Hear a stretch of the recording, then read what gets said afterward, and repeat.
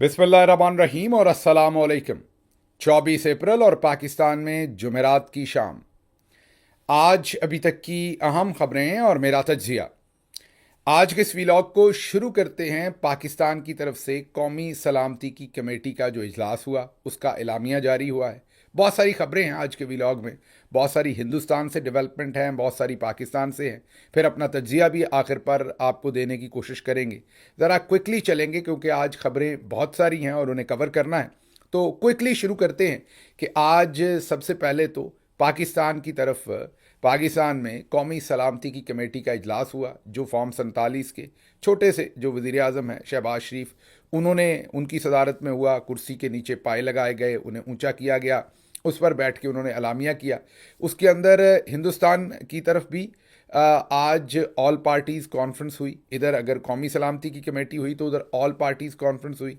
हमारी तरफ तो उसकी ज़रूरत नहीं समझी गई, उस पर भी हमने बात करनी है। लेकिन पहले इनकी कौमी सलामती की कमेटी और उनकी कौमी सलामती की जो कमेटी है उसकी दोनों तस्वीरें भी आपके सामने रखनी है। बहुत कुछ है, लेकिन पहले ज़रा अलामिया की तरफ चलें कि हमने जवाब क्या दिया, क्योंकि हिंदुस्तान ने तो बहुत ही ज़्यादा, मैं यही कहूँगा कि उन्होंने एस्केलेशन बहुत ज़्यादा की है। उन्होंने पानी भी रोक दिया है। एक हमारे दरिया पे झेलम और चनाब, तीन ही दरिया हैं ना जिनका पानी हमें मिलता है। तीन तो जो सतलुज, ब्यास और रावी हैं वो तो पहले ही हिंदुस्तान पानी इस्तेमाल करता है। सिंध, झेलम और चनाब हम इस्तेमाल करते हैं। तो झेलम और झेलम और चनाब, इन दोनों पे, एक पे 5,000 क्यूसेक पानी उन्होंने ऑलरेडी रोक दिया है और एक पर 7,000 क्यूसेक पानी उन्होंने ऑलरेडी रोक लिया है। तो उन्होंने ऑलरेडी स्टेप्स लेने शुरू कर दिए हैं। जाहिर है अब मुकम्मल तौर पर पानी रोकने के लिए तो डैम बनाने पड़ेंगे उन्हें नए, और उसके लिए सालों साल लगेंगे। वो तो एक लॉन्ग टर्म चीज़ है। लेकिन जहाँ पर वो जो कर सकते थे वो उन्होंने फौरी तौर पर किया है, ये मीडिया ने रिपोर्ट किया। अब हमारी तरफ से कौमी सलामती की कमेटी आज हुई। बुझे हुए चेहरे थे, क्यों थे ये मुझे नहीं समझ। बहरहाल सारी वो बात रखते हैं, लेकिन पहले मैं ज़रा कमेटी का आपके सामने रख दूँ। एक तो भारतीय इल्ज़ामात को मुस्तरद किया हमने, ठीक है। उसके बाद जो सिंध तास मुआहदे को मुअत्तल करने का ऐलान भी हमने मुस्तरद कर दिया है। हमने कहा एक तरफ़ा कोई इसमें से नहीं निकल सकता। अगर कोई निकलेगा भी तो जाहिर है हम जो हमारे पास ऑप्शन होंगे हम उन्हें इस्तेमाल करेंगे, मतलब कि अदालतों में जाएंगे। ये तो इसमें नहीं कहा, लेकिन ये कहा कि नहीं निकल सकता कोई। मुआहदा बैनुल-अक़वामी नौइयत का है, इसे एक तरफ़ा तौर पर मुअत्तल नहीं किया जा सकता। पानी पाकिस्तान की ज़िंदगी है, जाहिर है कौमी मफाद है। किसी भी रुकावट को जंगी इकदाम तस्वर किया जाएगा और मुकम्मल कौमी ताकत से इसका जवाब दिया जाएगा। जाहिर है एक्ट ऑफ वॉर है, पानी रोकेंगे तो जंगी होगी। ये भी ठीक बात कही है। भारत के साथ तमाम दो तरफ़ा मुआहदों बशमूल शिमला मुआहदा को मुअत्तल करने का हक़ महफूज है।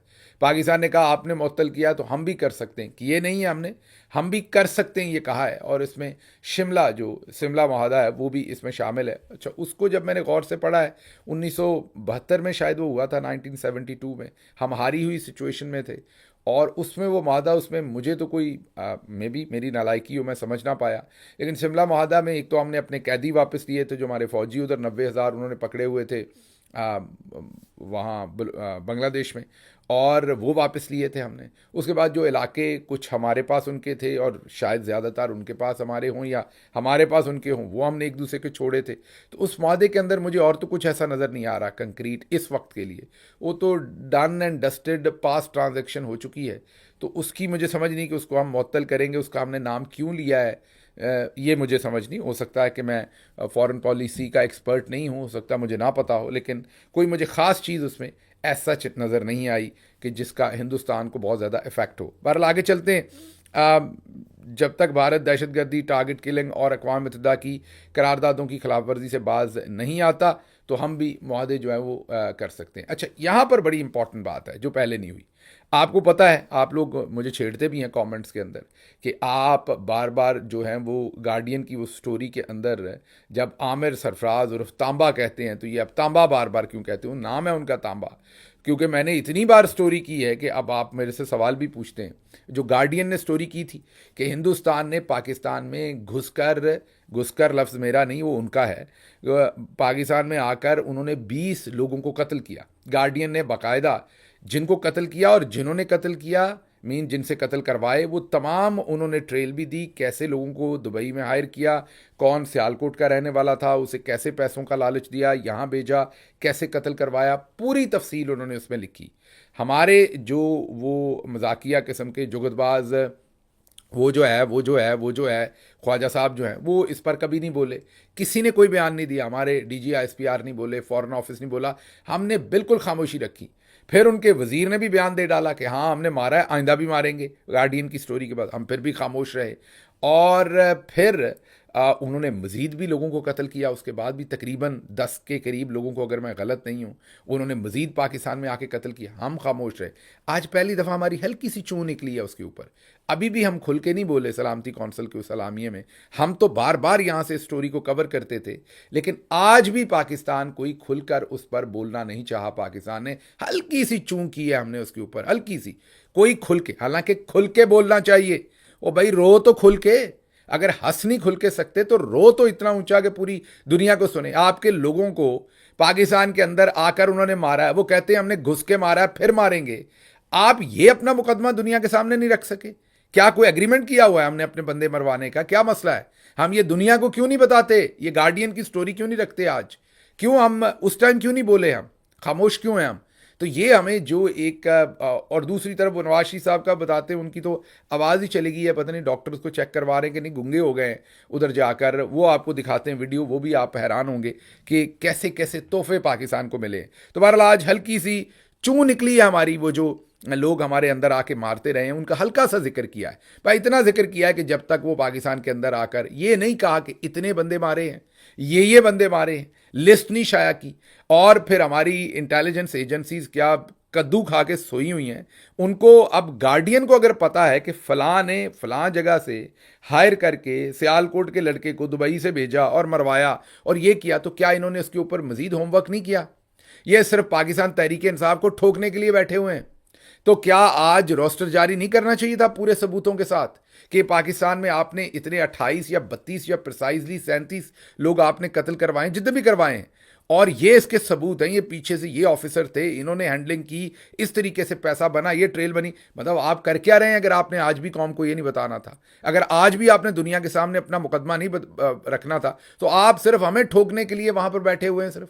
ये बहुत ही अफसोस की बात है कि आप हिंदुस्तान को ओपन फील्ड दे रहे हैं पूरी दुनिया के अंदर, वो जो प्रोपेगेंडा चाह रहे हैं वो कर रहे हैं, और आप बिल्कुल मुंह में कुंगड़ियां डालकर जो है वो वहां पर बैठे हुए हैं, सिर्फ चौड़े होकर बैठे हुए हैं कि मीटिंग में हमने बैठ के जनाब पता नहीं क्या वहां से इंप्रेशन देना। ये था काम आपका। आप आज कौम को और दुनिया को बताते कि कैसे और कितने पाकिस्तानी, किसने कत्ल करवाए, कौन कौन उसके पीछे था, उसके पीछे क्या राजनाथ था, अमित शाह था, कौन था उसके पीछे, ये आपको पूरा आज बताना चाहिए था, कौम को भी और सबको भी। हल्की सी चूं निकली आपकी, चले शुक्र है चूं भी निकली।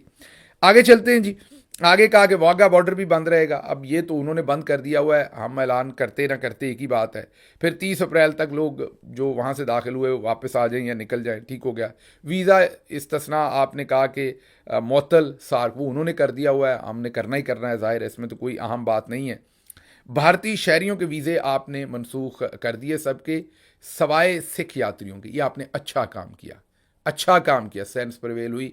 सिख यात्रियों के साथ ये नहीं करना चाहिए, वो अपने मजहबी मकामात पर आते हैं, उन्हें फैसिलिटेट करना चाहिए। बहुत अच्छा काम किया, I endorse this and I support this.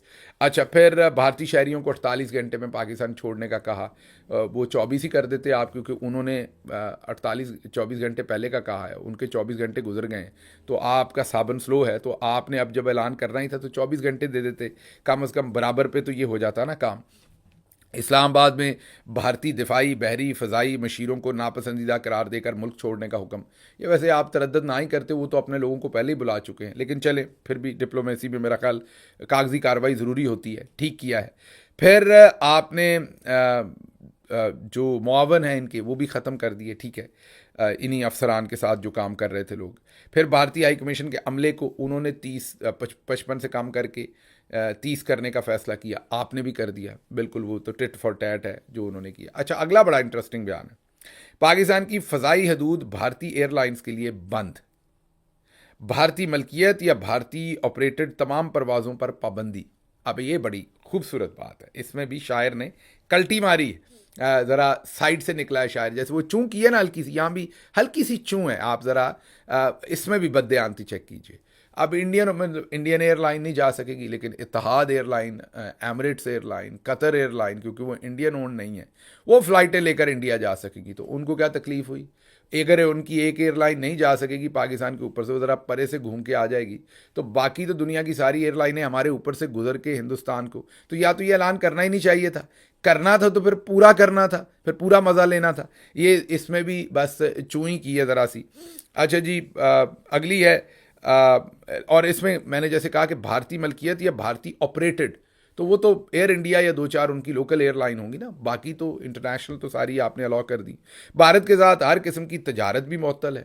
अच्छा, अब ये हमें नहीं पता, हमारे ख्याल में तो कोई तजारत हो ही नहीं रही थी, सवाए इसके कि वो जो मरियम नवाज़ के दामाद का चोरी वहाँ से एक प्लांट आपने लेके आना था शुगर मिल के लिए, बॉयलर या पता नहीं क्या, जिसकी ऑडियो लीक हुई थी शहबाज शरीफ की, और वो जो उनके प्रिंसिपल सेक्रेटरी थे शाह साहब, उनकी जो एक बुखारी साहब जो है मेरा ख्याल, उनकी एक ऑडियो लीक हुई थी, और उसमें पता चला था कि हुकूमत छुप छुपा के उस प्लांट को मंगवाना चाहती। इसके अलावा तो मेरा नहीं ख्याल को तजारत हो रही थी। जब तजारत हो ही नहीं रही तो उसको बंद आपने क्या करना था, लेकिन चलें आप कह रहे हैं तो ठीक है। पाकिस्तानी अफवाज हर किस्म की मुहिम जोई का भरपूर जवाब देने के लिए तैयार, फरवरी 2019 की कार्रवाई जैसा ठोस और मतवाजन रद्द अमल दिया जाएगा। कायद आज़म मोहम्मद अली जना के खदशात दुरुस्त पाए गए, दो कौमी नज़रिए पर जो हाल ही में आर्मी चीफ ने बात की थी कि उसको आपने सच साबित कर दिया।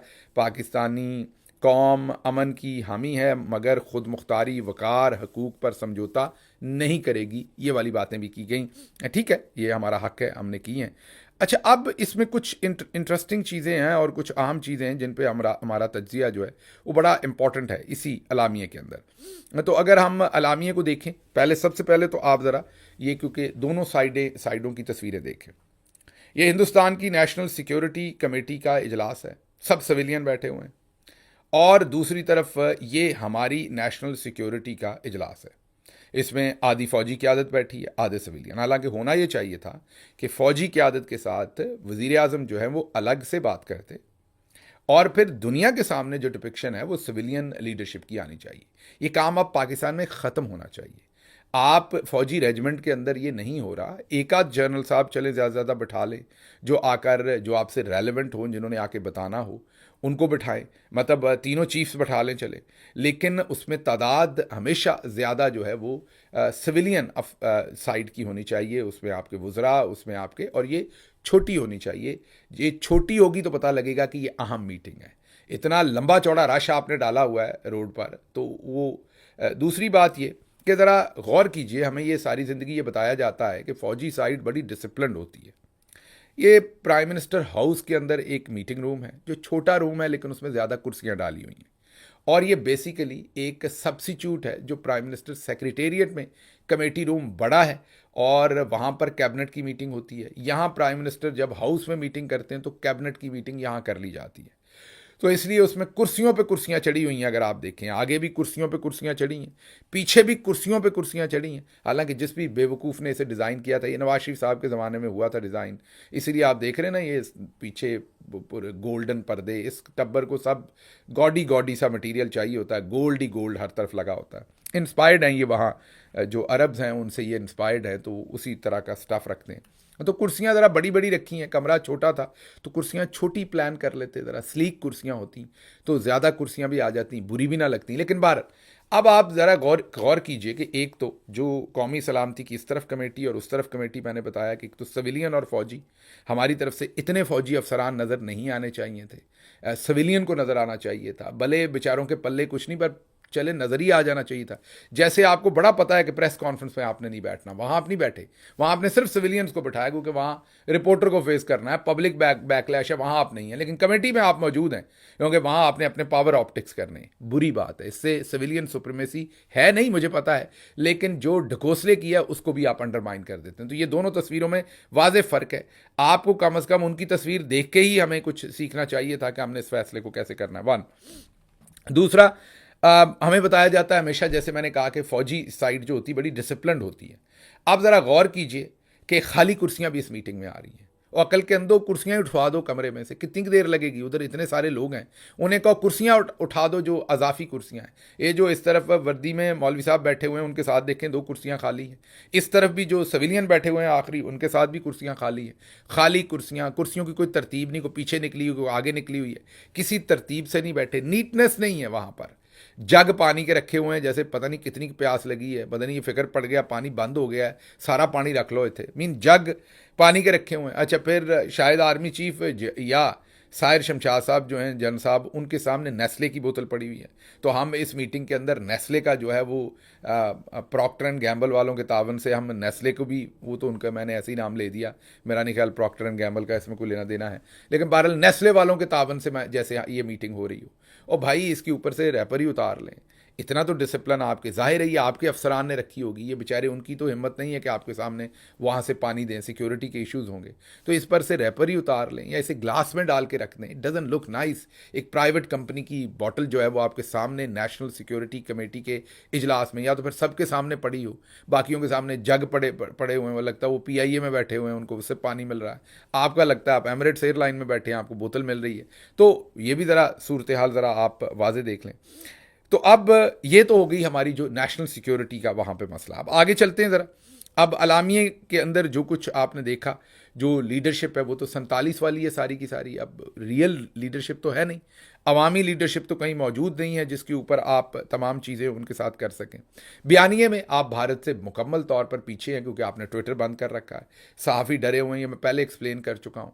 आपने अपनी कौम को पूरी को ठोक के रखा हुआ है। चलो 4 दिन के लिए ट्विटर खोल देते, इमरान खान की मुलाकातें खोल देते, इमरान खान जेल से ऐसा तत्ता बयान देते, इकोनॉमिस्ट छापता, आपकी पूरी दुनिया की BBC छापता, आपका CNN छापता, सारी दुनिया छापती, कम से कम 80% मीडिया जो है वो छापता इमरान खान के बयान को, क्योंकि वो अंदर से उनको पता होता कि उस सेंटेंस का स्ट्रक्चर क्या बनाना है, एक्सप्रेशन क्या रखना है, कौन सी टर्मिनोलॉजी यूज़ करनी है, किस तरीके से दुनिया को इस दहशतगर्दी के साथ जो है वो लिंक करना है कि लोग रिस्पॉन्ड करें। लेकिन आपने वही जो सेक्शन अफसर ने लाइनें लिखी हुई हैं वो आपने निकाल दी, उसको दुनिया में कौन छापेगा? और उसके ऊपर DG ISPR साहब ने उर्दू में जो फॉरवर्डेड एज रिसीव्ड वालों को टिकर भेज देने, उन्होंने पाकिस्तान में चला देने, बाहर हमारी दुर्गत बन रही है। कैसे बन रही है? आज ये एक अमरीकी कांग्रेसमैन ने भी ट्वीट कर दिया है और उसने कहा है कि ये दहशतगर्दी पाकिस्तान ने करवाई है या पाकिस्तान से आए हुए दहशतगर्दों ने की है। वाज़े तौर पर पाकिस्तान का नाम लिया। पूरी दुनिया में, ये हम पिछले व्लॉग्स में आपके सामने बता चुके हैं कि कोई हमारे साथ नहीं खड़ा, हम अकेले हैं, पूरी दुनिया हिंदुस्तान के साथ खड़ी है, दबा के खड़ी, क्लियरली खड़ी है। अब ये कसर रह गई थी, अब अगले लिख के भी हमारे खिलाफ ट्वीट कर रहे हैं। अच्छा, ये ट्वीट्स रुक सकते थे अगर आपने ओवरसीज पाकिस्तानियों को इस तरीके से ठोका ना होता, अगर आपने हमें हमारी ना डाली होती, तो आज बाहर बैठे लोग इस चीज़ की जंग लड़ रहे होते, आपके बयानिए की जंग लड़ रहे होते। लेकिन आपने सभी को तो ठोक के रखा हुआ है, सभी को तो आपने आपो अपनी डाली हुई है, तो लोग क्या करें बेचारे, किस तरफ जाएं? उसके बाद आगे चलते हैं जी। जाहिर है आपको ये समझ आनी चाहिए कि आपको रवायती जंगें नहीं है, आप परसेप्शन की जंग है, मीडिया की है, इकोनॉमी की है, उसके अंदर social media is very important. आपने अपनी सारी यूथ, सारे सहाफ़ी, हर वॉइस को ठोक दिया है, सोशल मीडिया बंद किया हुआ है, इसलिए आप नैरेटिव में पीछे हैं। हिंदुस्तान को बहुत बड़ा फ़ायदा हो रहा है। भारत जारहियत कर नहीं रहा, वो आपने अपने कहा कि अगर भारत ने कोई जारहियत की, नहीं जनाब, वो कर चुका है। एक तो उसने आपके कोई 30-35 लोग पाकिस्तान के अंदर आके कत्ल कर दिए हैं, गार्डियन स्टोरी दे चुका है, आपने उसके बावजूद उसके ऊपर काम नहीं किया, आपकी इंटेलिजेंस एजेंसीज ने उसके बावजूद कोई सबूत कौम के सामने और दुनिया के सामने नहीं रखा। एक तो वो जारहियत कर रहा है लगातार और कर चुका है, दूसरा उन्होंने चनाब का 7,000 क्यूसिक और झेलम का 5,000 क्यूसिक जो है वो पानी बंद कर दिया है, कर नहीं रहा, कर दिया है। तजारत रोकने का आपने, जैसे मैंने कहा, ऐलान किया, तजारत थी नहीं। अच्छा, उसके बाद अगली बड़ी इंटरेस्टिंग बात है, डॉन लीक्स हुई थी। हमें बताया गया कि ये तारिक फातमी जो है ये मुहिब वतन नहीं है, ये मुल्क के बड़े खिलाफ हैं।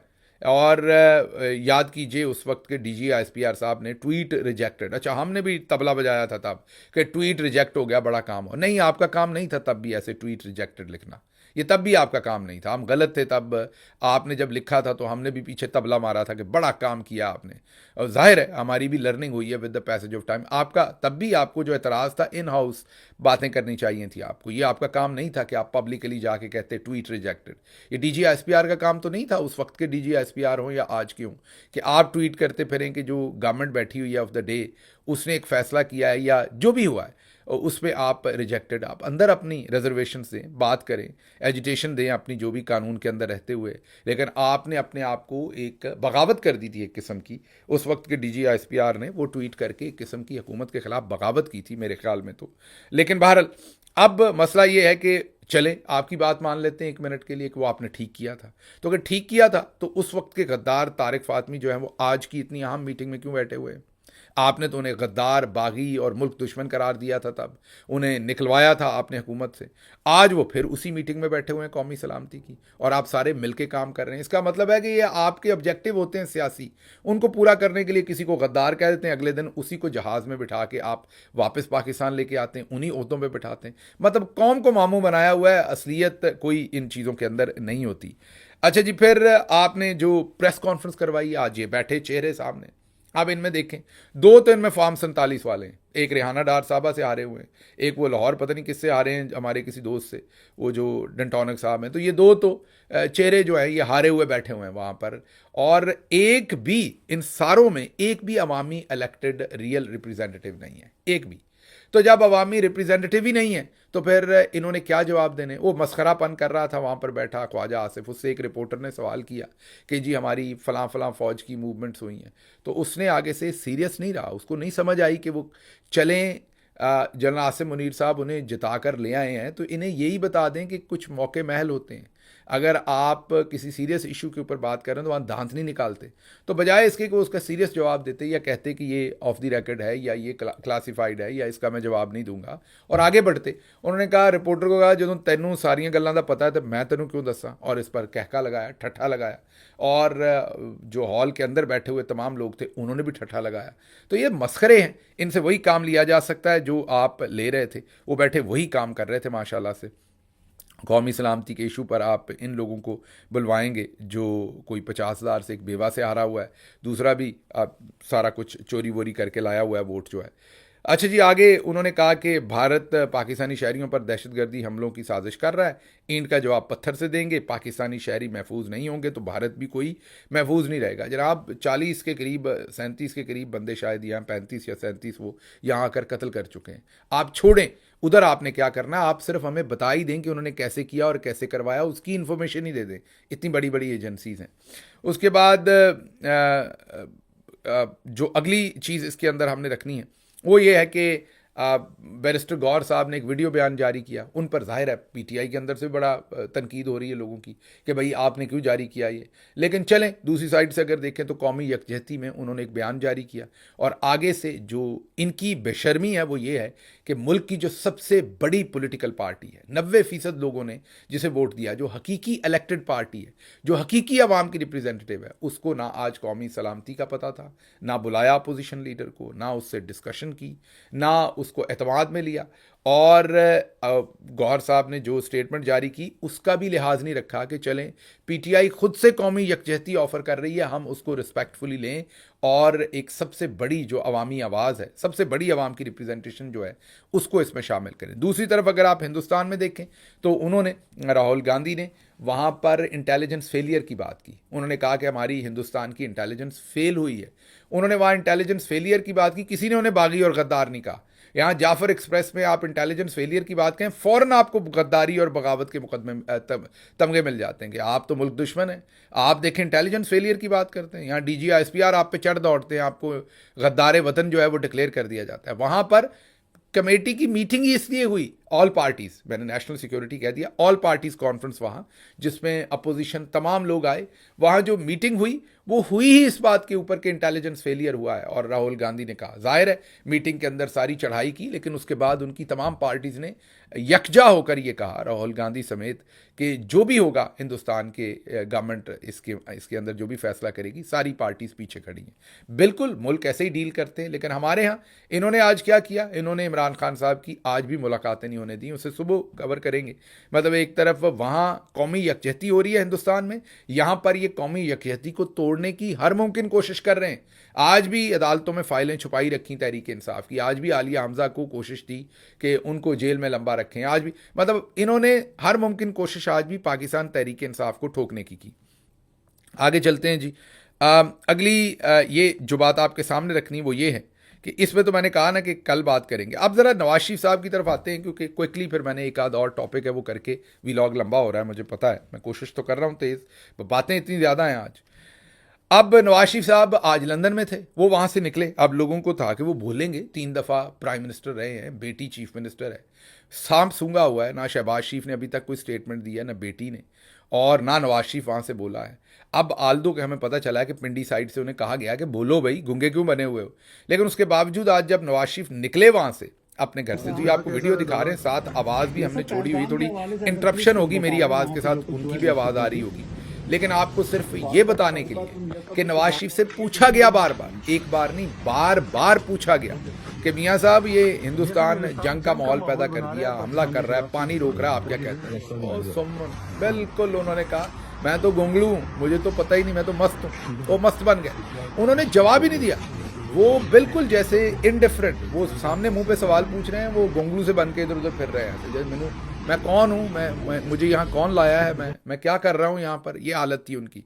ही वॉज एक्टिंग स्ट्रेंज, जैसे मुझे सुन ही नहीं रहा, हालांकि वहाँ 4 बंदे हैं, सिर्फ कोई शोर नहीं है, सामने मुंह पर सवाल पूछ रहे हैं वो, ऐसे ही जैसे ये माइक्रोफोन और मैं हूँ, सामने सवाल पूछ रहे हैं और नवाज शरीफ साहब इधर उधर देख रहे हैं। और उनका दिल क्या था कि कोई गंदा घटिया सवाल उनसे इमरान खान के बारे में, बुशरा बीबी के बारे में वो वहाँ पूछें तो मैं जवाब दूँ, तो इंतज़ार कर रहे थे। रिपोर्टर क्या करें, रिपोर्टर ने जाना होता है जो टॉपिक ऑफ द डे होता है उसके ऊपर। Topic of the day India Pakistan का कॉन्फ्लिक्ट है पूरी दुनिया में इस वक्त, तो उनसे वो क्या पूछें कि पाए आपने खाए हैं कि नहीं, वही पूछना था। तो नवाज शरीफ साहब वहाँ से पतली गली निकल गए, पीछे से बेटी मुकम्मल गूंगी, पीछे से भाई मुकम्मल गुंगा, आज मीटिंग में नजर आए लेकिन कोई बोलने चोलने का काम नहीं है।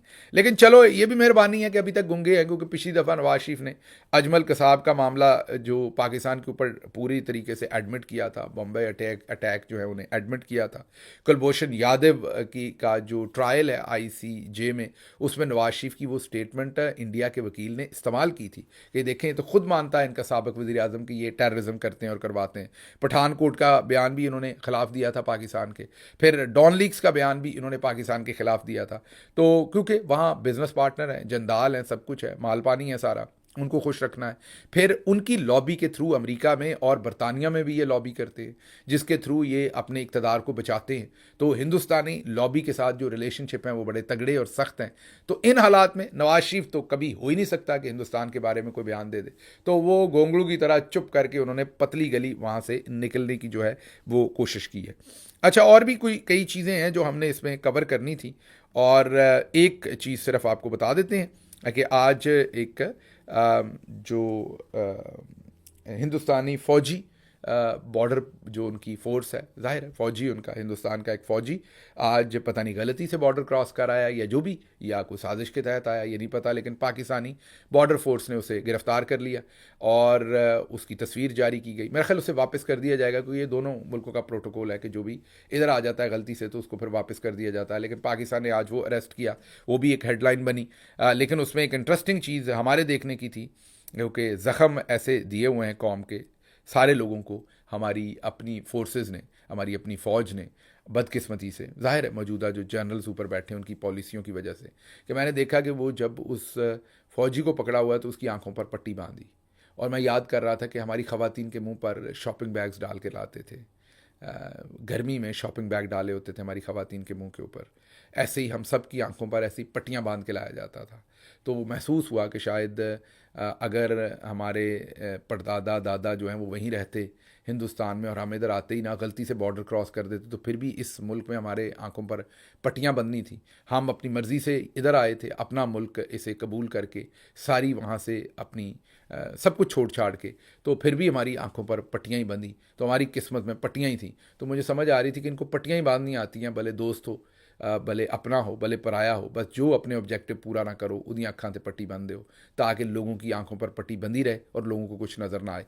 खबरें बहुत सारी थी, आई एम सॉरी, क्योंकि इधर फ़ॉरेन ऑफिस ने भी ब्रीफिंग दी है, उधर भी फ़ॉरेन ऑफिस ने ब्रीफिंग दी है, अम्बेसीज़ का भी मामला है, दोनों का, दोनों के सामने एहतजाज हुए हैं, और बहुत कुछ था जो मैंने कवर करना था। मेरी इनकम्पिटेंस समझ लें, अभी नया इस काम में होने का समझ लें, जो भी, I tried to give as much information I could in this vlog, but there is still lot more missing. अगले वीलॉग में उसे कवर करेंगे। मुझे यहाँ से इजाज़त दीजिए। अल्लाह आपका हामी और नासिर हो। पाकिस्तान जिंदाबाद।